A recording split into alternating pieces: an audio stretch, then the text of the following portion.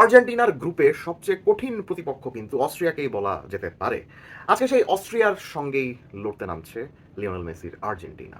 So প্রতিপক্ষ হিসাবে অস্ট্রিয়ার কোন কোন দিক আর্জেন্টিনার মাথায় রাখা উচিত এবং অস্ট্রিয়া কোন কোন ক্ষেত্রে আর্জেন্টিনার চিন্তার কারণ হতে পারে, এবং প্রথম ম্যাচে জর্ডানের এগেনস্টে তারা কেমন খেলেছে, সেই ম্যাচে আমার অবজারভেশন কি কি, এই সব কিছু মিলিয়ে আপনাদের সামনে আমি 10টা পয়েন্ট আজকে উপস্থাপন করব।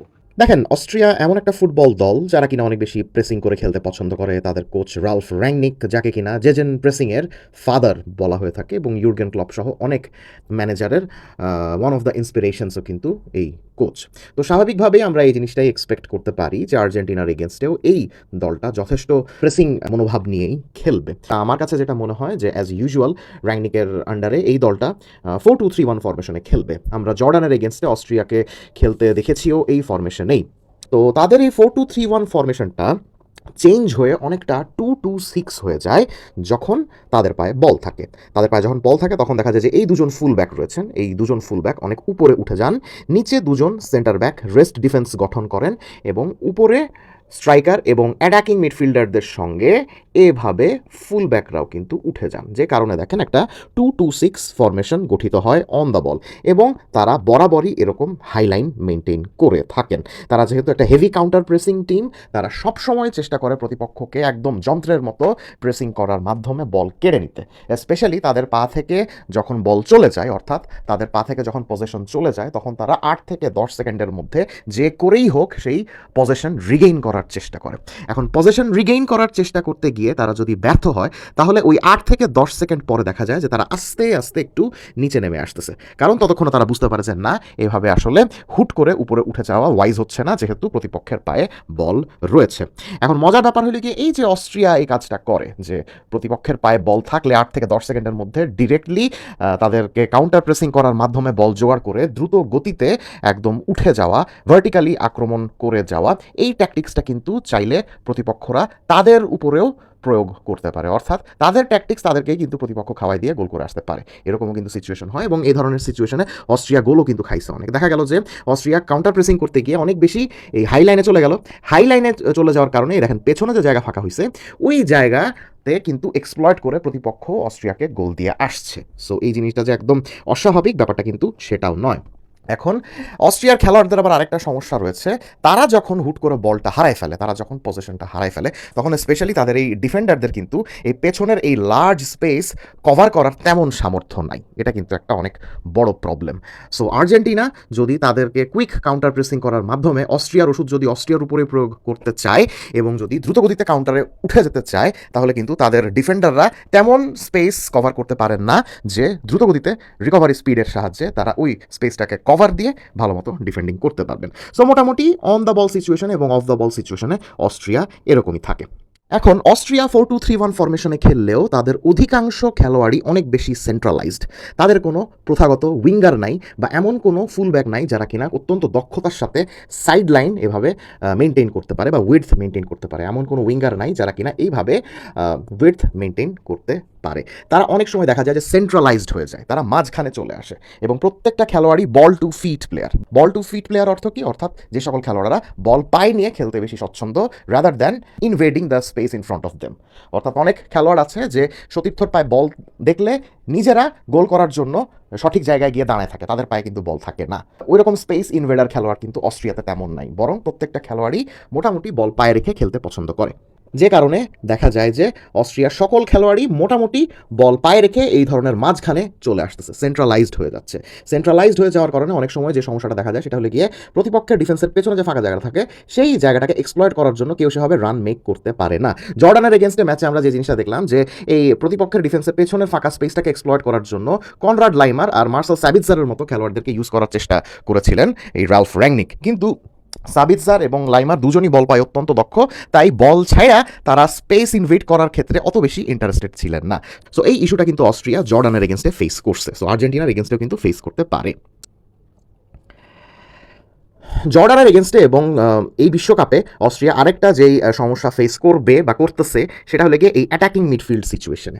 অ্যাটাকিং মিডফিল্ডার হিসাবে অস্ট্রিয়ার গত বছর দুয়েক ধরেই সবচেয়ে দক্ষ খেলোয়াড় এবং সবচেয়ে ফার্স্ট পিক যিনি, তার নাম হলো গিয়ে ক্রিস্টফ বমগার্টনার, আরবি লাইপজিগের খেলোয়াড়। এই আরবি লাইপজিগের এই খেলোয়াড়কে অ্যাটাকিং মিডফিল্ডারের ভূমিকায় রাল্ফ র্যাংনিক গত 1-2 বছর ধরে কিন্তু রেগুলারলি খেলাচ্ছেন। সো এই খেলোয়াড়টা এবার বিশ্বকাপের আগে ইনজুর্ড হয়ে গিয়েছেন। সো নাম্বার 10 হিসাবে বমগার্টনারকে পাচ্ছেন না রাল্ফ র্যাংনিক। অথচ অস্ট্রিয়া যখনই আক্রমণে যায়, এই আক্রমণে যাওয়ার পেছনে একটা অবশ্যই গুরুত্বপূর্ণ ভূমিকা থাকে এই বমগার্টনারের। সো বমগার্টনার যেহেতু নাই, ওই জায়গাটাতে রাল্ফ র্যাংনিক কাকে খেলাবেন সেটা নিয়ে জর্ডানের এগেন্স্টে কিন্তু বেশ ভালোই সমস্যায় পড়েছিলেন এই কোচ, যে কারণে দেখা গেল যে কনরাড লাইমারকে নাম্বার 10-এর ভূমিকাতে কিন্তু খেলানো হয়েছে। আমরা জানি Bayern মিউনিখের right back Conrad Laimer অত্যন্ত ভার্সেটাইল একজন খেলোয়াড়, যিনি কিনা ডান দিকে, বাম দিকে, right back, left back, central midfield, যে কোনো জায়গাতে উনি কিন্তু খেলতে পারেন। সো ওই ভার্সেটালিটির আরেকটা প্রদর্শনী দেখিয়ে উনি জর্ডানের এগেনস্টে অ্যাটাকিং মিডফিল্ডারের ভূমিকাতে কিন্তু খেলেছিলেন। কিন্তু খেলতে পারেন দেখেই যে অনেক বেশি জোস খেলেন ব্যাপারটা সেরকম নয়।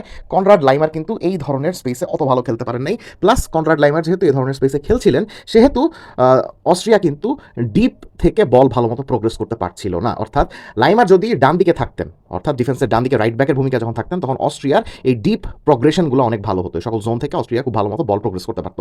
এখন যেহেতু লাইমার নাই, লাইমার যেহেতু সামনে চলে গেছেন, স্টেফান পশ কিন্তু ওই ভূমিকাটা ভালো মতো পালন করতে পারছিলেন না অস্ট্রিয়ার রাইট ব্যাক হিসাবে। And he played a very bad game. Stefan পশের কথা যদি বলি, জর্ডানের এগেনস্টে তিনি কিন্তু অত ভালো খেলা খেলতে পারেন নাই। সো নেক্সট ম্যাচে আমরা এরকমটা দেখতে পারি যে লাইমারকে হয়তো বা রাইট ব্যাকে নিয়ে আসবেন রাল্ফ র্যাংনিক, এবং গত ম্যাচে রাইট ব্যাকে খেলায় স্টেফান পশের জায়গায় একটা অ্যাটাকিং মিডফিল্ডার খেলাতে পারেন তিনি, এবং সেই অ্যাটাকিং মিডফিল্ডারের জায়গায় খেলতে পারেন কার্নি চুকুমেকা। আপনাদের নিশ্চয়ই খেলোয়াড়টার কথা মনে আছে, চেলসিতে খেলতেন, চেলসি থেকে সম্প্রতি বরুশিয়া ডর্টমুন্ডে গিয়েছেন, এবং বরুশিয়া ডর্টমুন্ড তাকে জুড বেলিংহামের রিপ্লেসমেন্ট হিসাবে খেলানোর চেষ্টা করছে। দুজনের ক্যারেক্টারিস্টিক্স অনেক সেম, তাই পরবর্তী জুড বেলিংহাম হিসাবে এই ইংলিশ তারকাকে খেলানোর চেষ্টা করছে বরুশিয়া ডর্টমুন্ড। অবশ্য তাকে এখন আর ইংলিশ বলা যাবে না, বিকজ উনি ন্যাশনালিটি চেঞ্জ করে অস্ট্রিয়াতে চলে এসেছেন, এবং সেকেন্ড ম্যাচ থেকে হয়তোবা আমরা চুকুমেকাকে এই ধরনের পজিশনে দেখতে পারি অ্যাজ অ্যান অ্যাটাকিং মিডফিল্ডার, এবং তিনি যদি দুর্দান্ত খেলেন তাহলে কিন্তু আর্জেন্টিনার কপালে ভালোই খারাপই আছে। এখন 4-2-3-1 ফরমেশনে অস্ট্রিয়ার অন্যতম শক্তির জায়গা হলো গিয়ে যে লেফট সাইড, লেফট উইঙ্গার মোয়েনে এবং লেফট সাইডের অ্যাটাকিং মিডফিল্ডার মার্সেল সাবিৎসার। এই দুজনের কম্বিনেশন অনেক ভালো হয়। সাবিৎসার যেহেতু মেইনলি একজন মিডফিল্ডার, তিনি লেফটে শুরু করলো, মাঝখানে এই ধরনের হাফ স্পেসে চলে আসেন। তিনি যখন এই ধরনের হাফ স্পেসে চলে আসেন, তখন মোয়েনে এরকম ওভারল্যাপিং করে সামনে চলে যান। সো উনি যখন সামনে চলে যান, তখন এই দুজনের কম্বিনেশন অনেক ভালো হয়। অস্ট্রিয়ার একাদশে যেহেতু 1 ভার্সেস 1 স্পেশালিস্ট নাই, ওই 1 ভার্সেস 1 এবং উইডথ মেনটেন করার মেইন কাজটা কিন্তু এই লেফট ব্যাকই করে থাকেন, যার ক্রসিং স্কিল অনেক ভালো। এই সকল জায়গা থেকে ক্রস করে বক্সে উনি ফালাইতে পারেন, এবং সেখান থেকে অস্ট্রিয়া গোল করার সুযোগ সৃষ্টি করতে পারে। অস্ট্রিয়ার এই দলটার অন্যতম প্রধান সমস্যা লেগে তারা ডিপ ডিফেন্সের এগেনস্টে বা লো ব্লকের এগেনস্টে বা বাস পার্কের এগেনস্টে অত ভালো খেলতে পারে না। যদিও এটা আর্জেন্টিনার ক্ষেত্রে তেমন কোনো সুবিধা দেবে না, বিকজ আর্জেন্টিনা নিজেও এমনি লো ব্লকে খেলে না যেহেতু। অ্যান্ড অফকোর্স অস্ট্রিয়ার এই দলটা মিডফিল্ড সেভাবে কন্ট্রোল করতে পারে না। তাদের তেমন কোনো মিডফিল্ডার নেই যারা কিনা দীর্ঘ সময় ধরে পজিশন ধরে রাখতে পছন্দ করেন এবং ধৈর্য সহকারে অনেকক্ষণ ধরে পজিশন রেখে আক্রমণে যেতে পছন্দ করেন। বরং যে জিনিসটা বললাম, তারা কাউন্টার প্রেসিংয়ের সাহায্যে দ্রুতগতিতে বল কালেক্ট করে একদম ভার্টিক্যালি আক্রমণে চলে যান। সো আর্জেন্টিনার এগেনস্টে এই ধরনের টার্নওভার, এই ধরনের কাউন্টার প্রেসিং আমরা অনেক বেশি দেখতে পারবো। অস্ট্রিয়া টিমের এর পরের ইস্যু হলে কি দুই সেন্টার ব্যাকের মধ্যে একজন রাইট ফুটেড সেন্টার ব্যাক এবং একজন লেফট ফুটেড সেন্টার ব্যাক খেলাইতে পছন্দ করেন Ralf Rangnick. So left footed centre ব্যাকের ভূমিকায় অতি অবশ্যই খেলার সম্ভাবনা বেশি দলের ক্যাপ্টেন এবং কিংবদন্তি ডেভিড আলাবার। কারণ আলাবা এই বয়সে বিভিন্ন ইনজুরিতে পড়ে পড়ে অনেক স্লো হয়ে গেছেন। সো আলাবা বলেন আর ডান দিকে খেলা লিনহার্ড বলেন, কেউই কিন্তু দল যখন হাইলাইনে চলে যায় তখন পেছনে সেভাবে ওইরকম রিকভারি স্পিড দিয়ে ডিফেন্ডিং করতে পারেন না। সো এই জিনিসটা একটা অনেক বড় সুবিধা দিতে পারে আর্জেন্টিনাকে। শুধু তাই নয়, অস্ট্রিয়ার যিনি গোলকিপার রয়েছেন আলেকজান্ডার শ্ল্যাগার, তিনিও কিন্তু বেশ ভালো গোলকিপার হলেও মাঝে মধ্যে ভুল করে থাকেন। গত বিশ্বকাপের সেকেন্ড রাউন্ডের ম্যাচে আর্জেন্টিনা অস্ট্রেলিয়া যখন মুখোমুখি হলো, তখন কিন্তু হুলিয়ান আলভারেজের একটা গোলকিপারের ভুলের কারণে হয়েছিল, আপনাদের নিশ্চয়ই খেয়াল আছে। সো আর্জেন্টিনা যদি এই আলেকজান্ডার শ্ল্যাগারকে ভালো মতো প্রেস করে, হুলিয়ান আলভারেজরা এবং রদ্রিগো ডি পলরা যদি ওই অস্ট্রেলিয়ার বিপক্ষের ম্যাচের মতো এই ম্যাচেও যদি আলেকজান্ডার শ্ল্যাগারকে ভালো মতো প্রেস করেন, তাহলে কিন্তু গোলের সুযোগ সৃষ্টি হতেও পারে।